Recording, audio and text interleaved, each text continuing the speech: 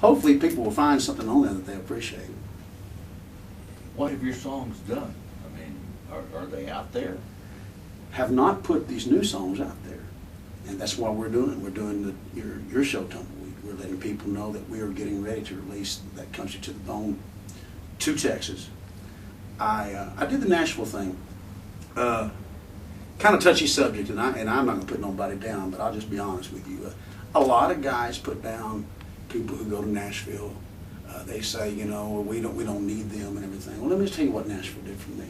They accepted me, and they gave me their ear. And I had #1 song in 1994. I worked with Tim McGraw, Toby Keith, Kenny Chesney, Travis Tritt, Alabama, Reba McEntire. I was on the Grand Ole Opry like 6 times.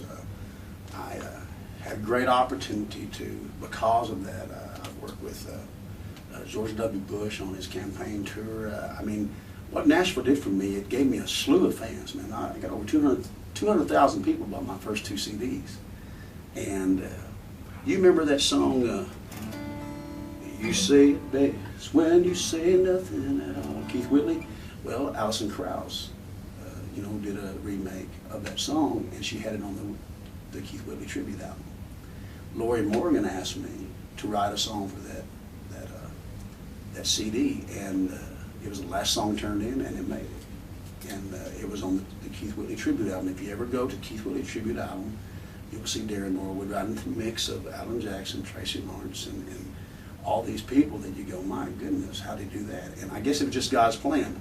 I wrote a song that really, it was my life. And because it was his life also, it just worked, and they put on there. So when Texas artists, sometimes they say, well, they don't agree with Nashville. I think they just don't agree with some of the business concepts, maybe our way of life, our way of thinking or something. But I don't have any put downs for people who gave me an opportunity to share my music with hundreds of thousands of people. What I hope I can do is this. I want to play Texas. I'm from Tahoka, Texas. I live in Muleshoe, Texas. You don't get no more Texas than Lubbock. So I want to play Texas. I want to be able to go play for 2-3 days, come back and spend time with my family. Used to just play so much. You ever heard that you gain the world but you lose your soul? I think I almost did that one time. And so I've come to terms with myself. What happened after Nashville?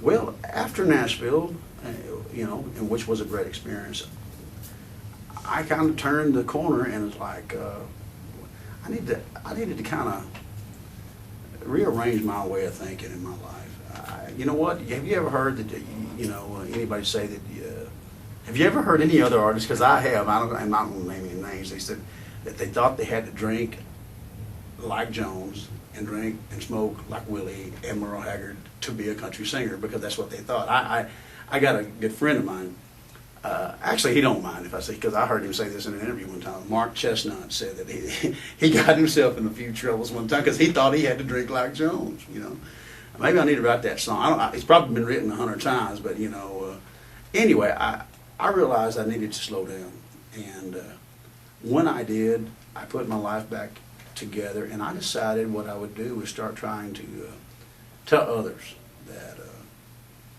you need to make some right choices out there, because there's some dreams out there waiting on you. You know what? And they can happen.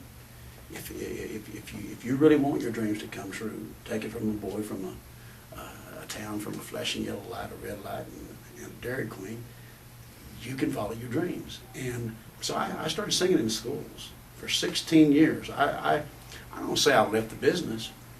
I decided I had a new business, and it was to share my story that my dream had come true, and there was no reason for me to cost my life in the process. So I kind of rearranged my thinking. And sad to say, when I came back and told some management people, okay, I'm ready to do this thing again, they kind of turned their back on me for whatever reason. And some people also in Nashville said, well, people never change.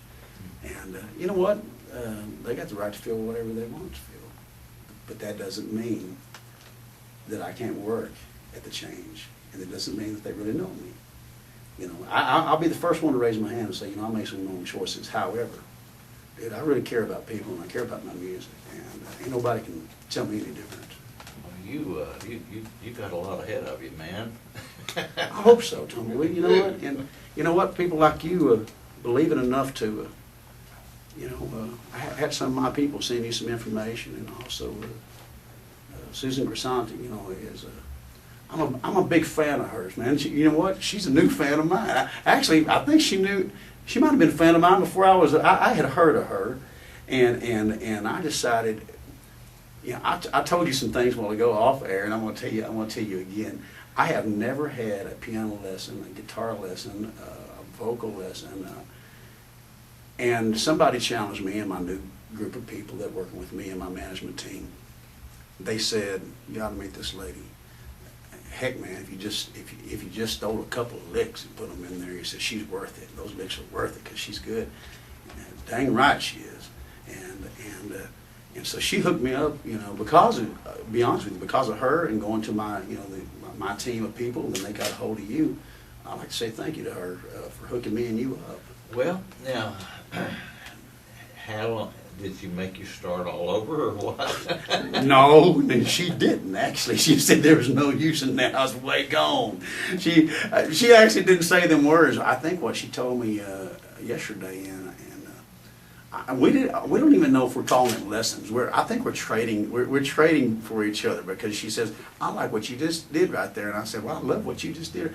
I think we're stealing from each other is what we're doing. We're looking at each other, and I don't know. I don't want to compare it to a ball team, but you know what? When you've hung out on a team and you get to know each other, and there's that camaraderie, we got it.